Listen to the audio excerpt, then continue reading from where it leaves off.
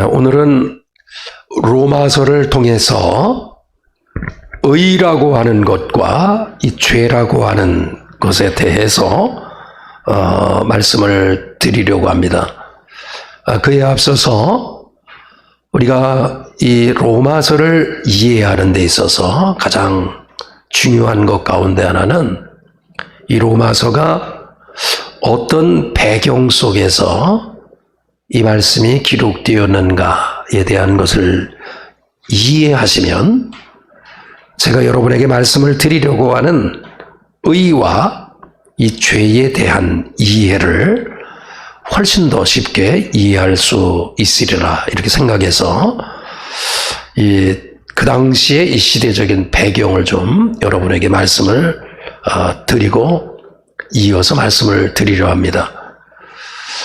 로마서라고 하는 것은 로마라고 하는 나라의 사도 바울이 3차 전도 여행의 끝지점인 고린도라고 하는 그곳에서 대략 주후 한 60년경 초에 그곳에서 로마로 이렇게 편지를 보낸 것이 바로 로마서라고 이렇게 볼 수가 있습니다. 사도 바울이 3차 전도 여행 끝 지역인 고린도에서 이제 로마로 향한 이 복음 메시지가 로마서라고 하는 거죠. 그런데 그 당시에 고린도에서 로마로 편지를 보내게 된 아마 동기는 크게 두 가지였을 것입니다. 하나는 이 사도 바울 개인의 어떤 이 목표 가운데 하나가 복음을 땅끝까지 전하겠다. 이런 마음을 갖고 있었습니다. 그래서 이미 이 사도 바울 같은 경우는 이 복음을 증거하면서 그리스 전역이라고 볼 수 있죠. 땅끝 로마를 제외한 그리스 전역이라고 하는 것은 그리스의 끝은 일루리곤이라고 하는 곳으로 볼 때 전체 로마를 제외한 모든 지역을 다 복음을 전했었던 것입니다. 그러다 보니까 개인적인 입장에서는 땅끝이라고 여겨졌던 이런 로마로 가서 복음을 증거해야 되겠다. 이런 마음이 아주 간절했었습니다. 그러니까 복음을 전하는 가운데 그 로마를 거쳐서 그 스페인이라고 볼 수 있죠. 그 서바나까지 나가는 가운데 아마 중간 지점에 로마라고 하는 나라가 있기 때문에 이것은 땅끝까지 나가는 가운데서 가장 중요한 지역이기 때문에 아마 개인적인 입장에서 땅끝까지 복음을 전하는데 로마를 꼭 가야 되겠다. 이런 간절한 마음이었습니다.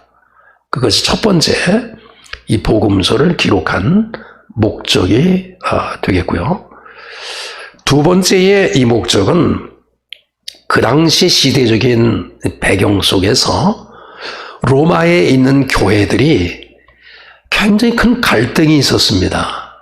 근데 그 갈등의 요소가 뭐냐면 이방 기독교인들하고 유대 기독교인들이 서로의 갈등이 있었던 거예요.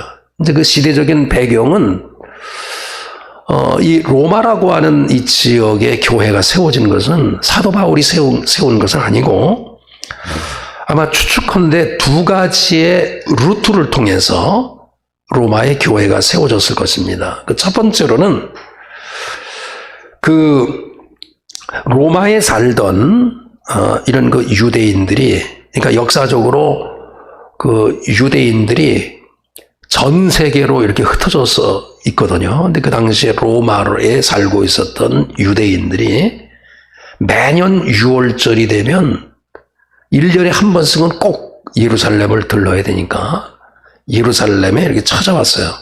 그런데 그때 우리가 아는 대로 사도행전의 역사를 보면은 그 6월절이 지나서 한 50일 되는 그날에 오순절에 아주 강력한 성령 충만함이 임했고 또 베드로의 아주 강력한 성령 충만한 설교를 통해서 은혜 받은 사람들이 거기서 다시 그 은혜의 뜨거움을 가지고 자기가 살던 로마로 가서 교회를 세워야 되겠다.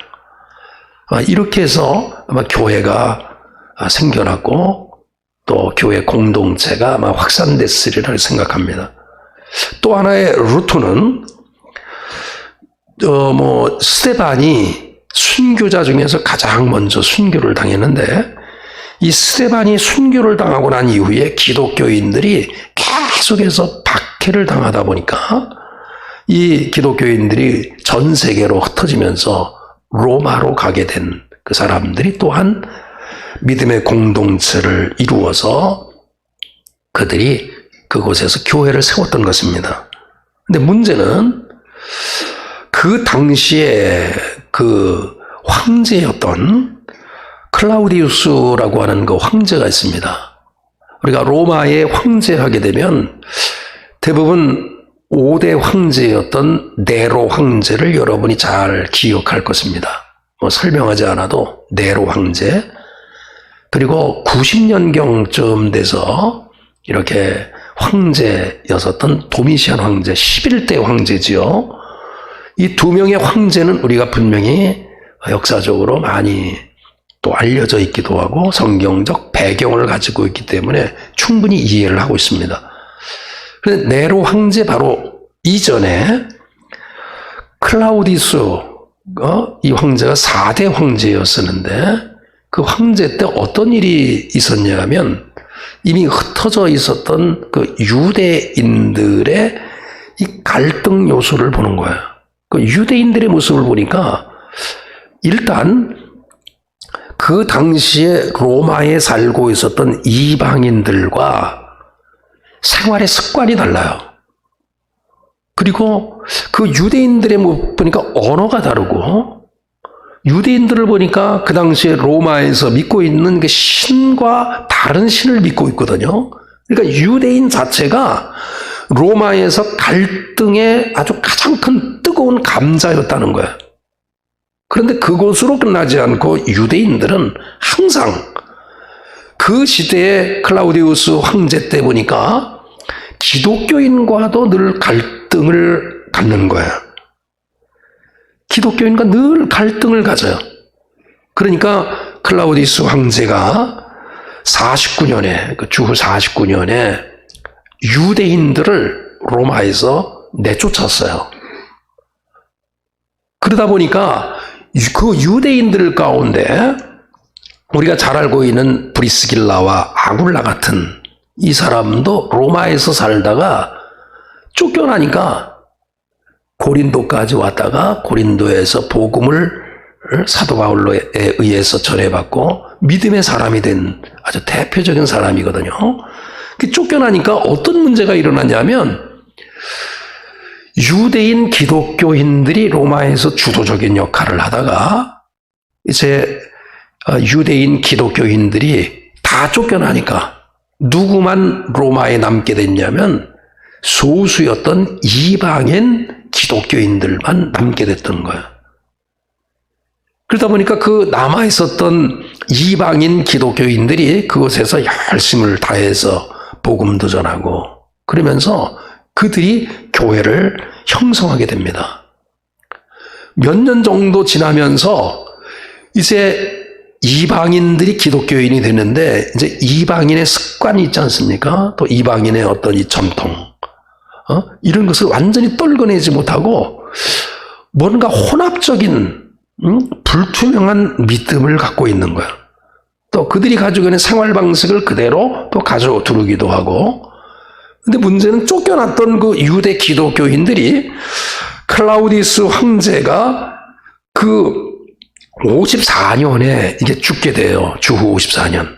그러니까 한 6년 정도 지나고 난 이후에 그 황제가 죽으니까 다시 그 유대 기독교인들이 로마로 이렇게 들어오게 됩니다.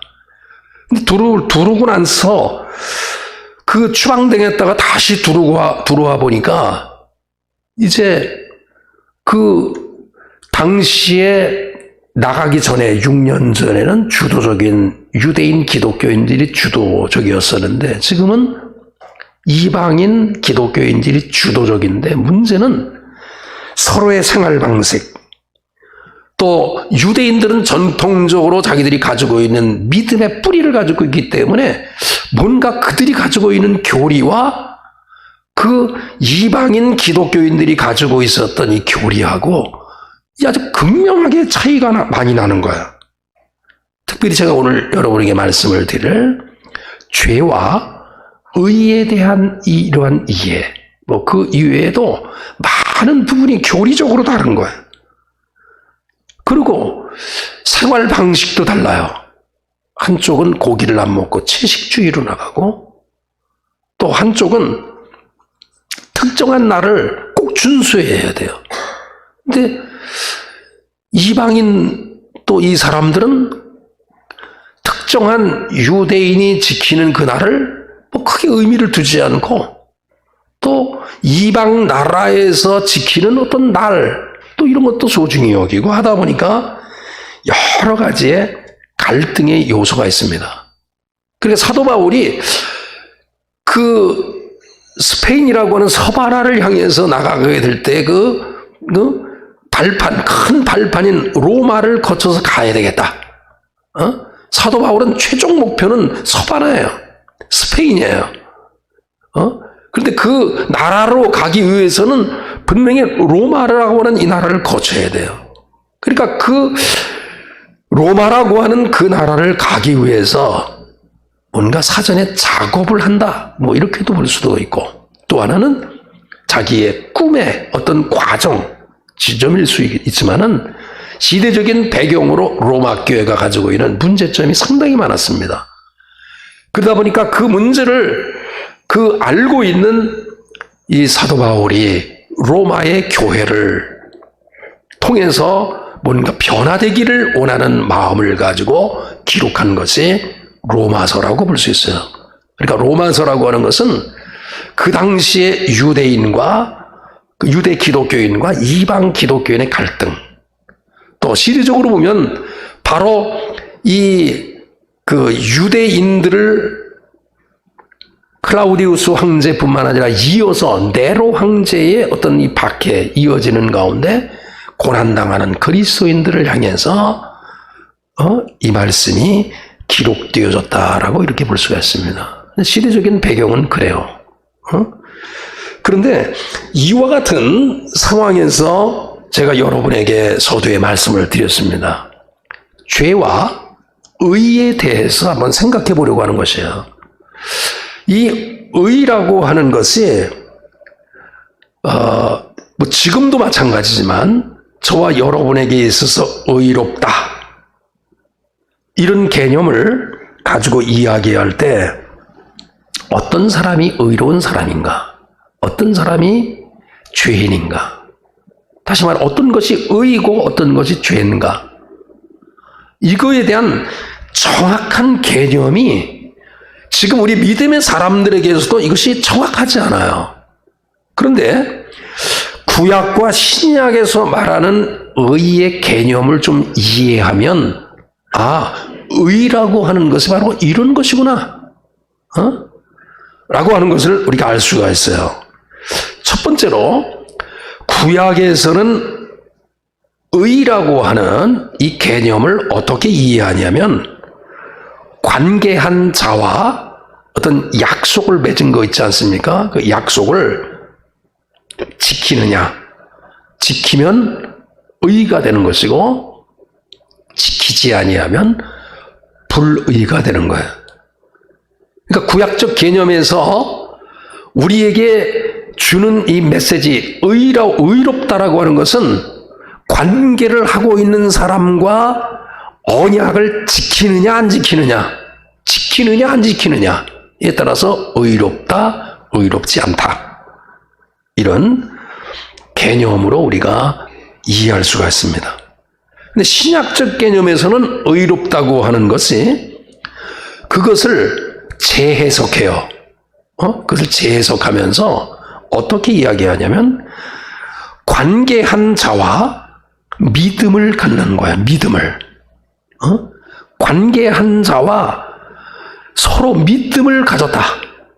그럼 그게 의로운 자야. 다시 말하면 나와 관계하고 있는 그 사람과의 이 관계가 분명하잖아요. 그러면 그것이 의롭다고 하는 이야기입니다. 좀 다른 말로 표현하면 여러분이 고넬료라고 하는 이 사람이 성경에 의로운 사람이라고 이렇게 불려집니다. 그런데 고넬료가 의롭다고 불려진 것은 그가 어떤 도덕적이고 어떤 윤리적인 규범, 이것이 일치해서 의인이라고 불려진 것이 아니라 하나님을 두려워하는 사람이었기 때문에 그를 의롭다고 하는 거예요. 그러니까 의롭다고 하는 이 개념은 어디에서 출발하는 거냐면 성경 구약과 이 신약에 있는 내용을 통해서 보면 의인은 믿음으로부터 의롭게 되어지는 것을 알 수 있어요. 그러니까 구약적 개념에서는 지키느냐 안 지키느냐예요. 근데 그것을 잘못 이해하는 거야. 예수님께서 우리에게 교훈하는 메시지는 믿음은 그것이 아니라 관계성에서 이렇게 그 믿음이 그 의롭다는 거야. 그래서 이 관계성이 파괴된 상태에서 또 다른 관계성이 아무리 좋아도 그것은 의롭다 여기지 않는 거야. 예를 들면 제가 존 파이퍼 목사님의 그 책을 한동안에 이렇게 쭉 한 10권 정도 이상의 책을 이렇게 구입해서 그 존 파이퍼 목사님의 책을 한번 이렇게 읽었었던 적이 있었어요. 죄에 대해서 그 갈등하고 정의를 이렇게 내리게 될 때 존 파이퍼 목사님의 책을 통해서 제가 새롭게 이 죄에 대한 개념을 확실하게 정립할 때가 있었습니다. 근데 존 파이퍼 목사님의 그 이해를 통해서 의롭다고 하는 것을 우리가 어떻게 이해할 수 있냐면 그 존 파이퍼 목사님이 어느 한 아버지와 아들의 이해를 들었어요. 근데 이것이 여러분에게 좀 이해하기 어려워서 제가 좀 각색을 좀 한다고 하면 대략 이런 얘기예요. 아버지에게는 그 한 아들이 굉장히 악해요. 아버지에게는 악해요. 그러니까 그 아들이 아버지와의 관계가 그냥 단절된 거예요. 단절된 거예요. 근데 아버지와의 관계는 그 단절됐는데 친구들과의 이 관계는 굉장히 선하게 이렇게 관계를 맺어서 항상 이 친구와의 이 관계성에서는 그 친구를 협력하고 친구에게 도움을 주고 하는 이런 스타일의 아들이 있었습니다. 근데 그 아들이 운전면허를 딱 땄는데 이제 초보 운전이죠. 그러니까 그 여러 가지 이제 주의사항을 아버지가 줍니다. 근데 그 중에 하나가 항상 차를 타고 다닐 때는 깨끗하게 이렇게 하고 다녀라. 그러니까 나가기 전에는 꼭 이 차를 세차하고 그리고 나가라. 그러니까 그 아들이 그렇게 하겠습니다. 근데 이미 그 아들은 아버지와 단절된 상태의 관계가. 그냥 아버지는 그렇게 얘기했지만 아버지와의 관계가 단절됐기 때문에 대답은 했지만 관심을 갖지 않는 거야. 그러다 보니까 나갈 시간까지도 이렇게 세차를 하지 않는 거야. 그래서 아버지가 네가 차를 타고 나가기 전에 세차하는 건 나와 약속하지 않았느냐. 그러니까 오늘 차를 쓰려면 가기 전에 꼭 세차를 해야 된다. 그러니까 나갈 바로 직전까지 세차 안 하다가 아들이 됐어요. 그러고서 나가는 거야. 그래서 아버지가 조금 시간이 지난 다음에 나가보니까 됐어요. 그리고 나가면서 차를 끌고 나가는 줄 알았는데 그냥 세차는 해. 근데 세차는 하고 있는데 항상 이 아들은 아버지와의 관계가 단절된 거예요. 그 세차가 끝난 이후에 차를 몰고 나가서 친구들에게 잘하고 친구들에게 대접도 하고 친구들에게 선을 베푸는 이런 사람이에요. 근데 아버지에 대해서는 아주 매사에 일방적으로 악한 아들인데 이 친구들에 대해서는 굉장히 선하단 말이에요. 그러면 질문하는데 이 친구가 선한 사람일까? 라고 하는 이 물음에 여러분 어떻게 대답하시겠어요? 바로 의롭다고 하는 것은 바로 그런 말입니다. 인간의 모든 덕이 전적으로 타락했다. 인간의 이 심성이 전적으로 악에 의해서 물들었다.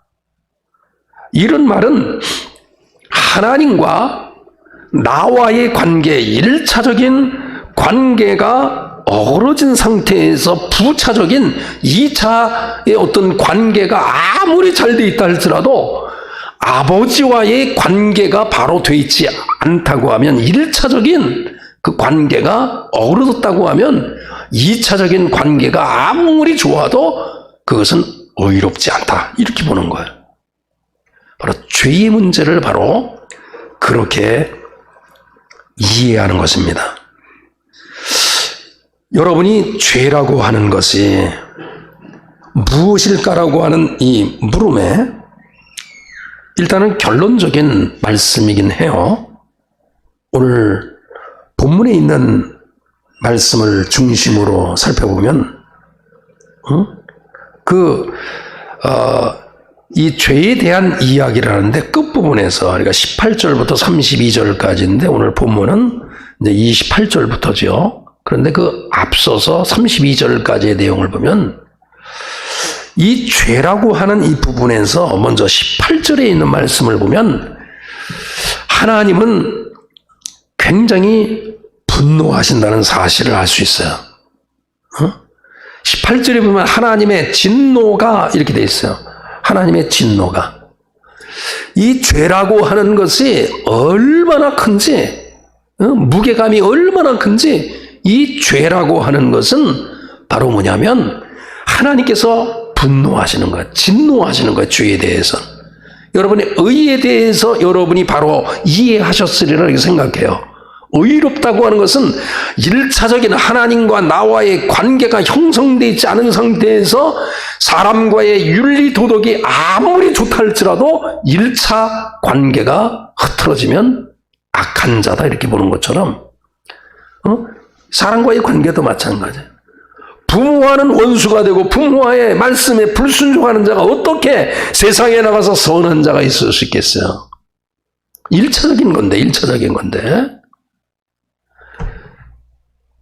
그래서 의롭다고 하는 것은 나와 하나님과의 관계 속에서 믿음이 있는,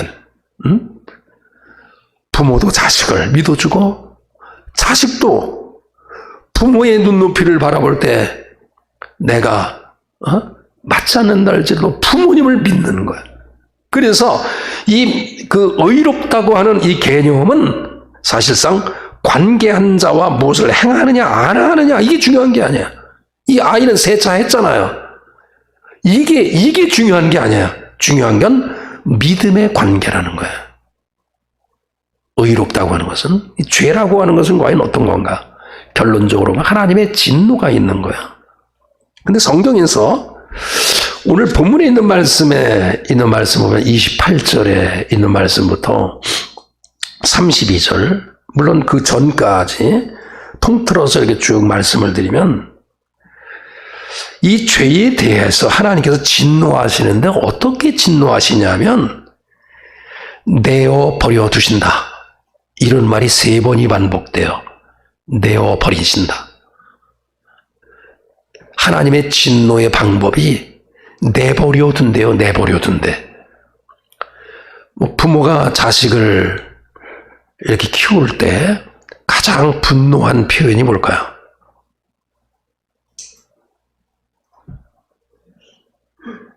육이라고 하는 말 알죠?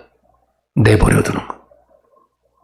타치할 수 없으니까, 어느 경계선을 넘으니까, 내 손에 두르지 않으니까, 교육에 따르지 아니하니까, 가르침에 따르지 아니하니까 그냥 내버려 두는 거야. 이것은 자식 입장에서 보면 가장 큰 저주가 되는 거야. 부모 입장에서 보면 가장 큰 진노의 방법이 내버려 두는 거야. 근데 3번이 나와요. 24절에 있는 말씀에서 26절에 있는 말씀, 28절에 있는 말씀 보면 3번에 걸쳐서 내버려 둔다 이런 말이 나와요. 24절에 보니까 이 죄에 대한 이야기라면서 그 죄로 인해서 더러워졌는데 이 더러운 것을 그냥 내어버려 둔다. 여러분 어떤가요? 어떤 물건이 정말 너무너무 더러워. 그러면 그거를 세척해서 쓸 수 있나요? 그냥 버리나요? 이게 불가능하면 버리는 거야. 얼마나 더러운지 내어버려 두는 거예요. 그런데 그 더러움을 어떻게 표현하냐면 진리를 거짓으로 바꿔 쓰는 더러움을 내어버린다. 지금 이 세상에 진리를 거짓으로 바꿔 쓰는 사람이 얼마나 많이 있는지 몰라요. 이것이 정말 진리예요. 이것이 맞는 거예요. 이것이 옳은 거예요. 근데 눈치를 보니까 대중들의 어떤 이런 바라는 것을 보니까 진리보다는 거짓을 택하는 거야. 대표적으로 성경의 인물 가운데 빌라도가 그런 거야. 예수 그리스도가 죄가 없다는 걸 알아요. 3번에 걸쳐서 말을 했고 3번에 걸쳐서 풀어주려고 했었지만 요즘 말하는 포퓰리즘이라고 하는 대중적인 사람들의 눈치를 보면서 바로 예수 그리스도를 죄인으로 판결한 사람이 빌라도예요. 더러운 것이 무언가? 하나님이 어떤 더러운 자를 버리는가? 진리를 거짓으로 바꾸는 사람. 두 번째의 표현은 욕심스러운데 그 욕심에 쩌들은 그 사람을 내어버린다. 26절에. 근데 그 욕심이 무엇으로 연결됐냐면 성과 관련된 거야. 성적 타락. 순리를 영리로 바꾸어 쓰는 부끄러운 욕심에 쩌들은 자를 버리겠다 그랬어. 여러분 자세히 그 구절을 읽어보면 이미 그 버린 진노에 대한 상응을 내가 이미 했노라 그렇게 돼 있어.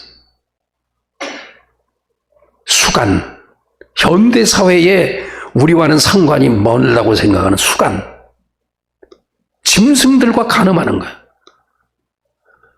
그리고 남자와 남자, 여자와 여자, 순리를 영리로 바꾸는 부끄러운 욕심의 사람들을 버려두신대요. 그리고 3번째에 버림받은 마음을 그런 가진 사람을 내어버려둔다 이렇게 됐어요. 버림받은 마음이 과연 뭘까요? 28절에 보면 마음에 하나님 두기를 싫어하는 마음에 하나님 두기를 싫어하는 그 사람을 내어버린대요. 그래서 오늘 제목을 제가 마음에 하나님 두기를 싫어하는 자들을 하나님이 그냥 내버려 두시는 거예요. 이러한 맥락을 통해서 살펴보면 이 죄라고 하는 것은 단순하지가 않아요. 이 죄라고 하는 것은 계율, 행위의 죄를 포함해서 그 이상의 정신적이고 영적인 죄까지도 포함한다는 거야. 서두에 말씀드리지 않았어요? 1차적인 하나님과 나와의 관계, 1차적인 부모와 나와의 관계가 형성되어 있지 않은 상태에서 아무리 부차적인 2차, 3차의 관계를 잘한다 할지라도 아무런 소용이 없는 거예요. 그건 악한 거예요. 그래서 죄라고 하는 것은 계율, 행위, 다시 말하면 분쟁, 살인, 시기, 악독이 가득하고 탐욕과 불의, 이게 보면 다 계율과 더불어 행위적인 것을 포함해서 정신적인 것까지도 포함하는 거예요. 근데 성경은 거기로 죄로 끝나잖아요. 하나님께 불순종하는 것, 마음의 죄 같은 건 좌절하는 것, 이 낙심하는 것도 죄예요. 왜냐하면 마음의 것을 포함하는 거니까. 구체적으로 죄를 좀 들라고 하면 근심하는 거예요. 마음의 것. 성경은 행위적인 것보다도 마음의 것을 더 깊이 다뤄요. 담대하라 그러잖아요. 담대하라. 두려워하지 마라 그러잖아요. 평안이 있을지어다 그러잖아요. 그러니까 하나님의 뜻대로 하는 근심은 후회할 것이 없어요. 그것은 구원에 이르게 하는, 회개를 이루게 하는 거예요. 그러나 세상 근심은 사망을 이루느니라. 염려하는 거, 그게 죄가 되는 거예요. 마음의 죄니까. 너희 염려를 다 주님께 맡겨버리라. 이는 저가 너희를 권고하심이니라. 용서하지 못하는 것, 이게 또한 큰 죄예요. 너희는 모든 악독과 노함과 분냄과 떠드는 것과 회방하는 것을 모든 악의와 함께 버리고 서로 인자하게 하며 불쌍히 여겨 서로 용납하기를 하나님이 그리스도 안에서 너희를 용서함 같이 하라. 선물 중에 가장 큰 선물은 뭔지 아세요? 명절 때 고기 한 팩에 100만 원, 200만 원짜리 되는 게 좋은 선물인가요? 가장 좋은 선물은, 인간이 인간에게 할 수 있는 가장 좋은 선물은 용서라고 하는 선물이에요. 용서는 인간이 베풀 수 있는 선물 가운데 가장 큰 선물이기도 해요. 판단하는 거, 그거 죄가 되는 거예요. 어찌하여 형제의 눈 속에 있는 티를 보고 내 눈 속에 있는 들보는 깨닫지 못하느냐. 우리도 생활 속에서 가장 큰, 정말 우리 인간의 더러운 속성이 뭐냐면 남을 판단하는 거예요. 자기 자신의 들보는 보지 못하면서 모이면 항상 다른 사람 얘기해요. 이거는 기독교인들이 더해요. 왜냐하면 의에 대해서, 죄에 대해서 우리가 민감한 반응을 하고 있기 때문에 일반 사람보다도 기독교인들이 더 할 수 있는 이런 요소이기도 해요. 그래서 여러분이 새해를 들어 살면서 남을 바라보고 평가하기보다는 자기를 바라보는 것이 얼마나 중요한지 몰라요. 행함이 없는 거, 그거 죄가 되는 거예요. 자녀들아, 우리가 말과 혀로만 사랑하지 말고 오직 행함과 진실함으로 그렇게 하자. 그리고 마지막에 오늘 제목과 아주 상관이 있는 내용에, 하나님을 알지 못하는 것은 죄 중에 가장 큰 죄예요. 1차적인 이 관계를 무시하는, 바로 그것이 하나님을 알지 못하는 거예요. 나 외에 다른 이가 없다. 하나님은 풍성한 대로 우리에게 쓸 것을 치우시고 치료하는 광선을 바라시면서 영원한 반석이 되세요. 하나님이 우리를 이처럼 사랑하셔서 우리에게 나타나신 바 되었지만 우리는 그를 믿지 않아요. 하나님이 자기의 독생자를 세상에 보내심은 저로 말미암아 우리를 살리려 하심이니라. 저와 여러분이 코로나19를 겪는 가운데 2년 동안 많은 고생하셨어요. 이러한 고생 끝에 우리가 이 땅에 살아가면서 죄와 의에 대해서 다시 한번 바른 개념을 갖고 바르게 살아가면서 여러분이 희망이 될 수 있기를 간절히 축원합니다.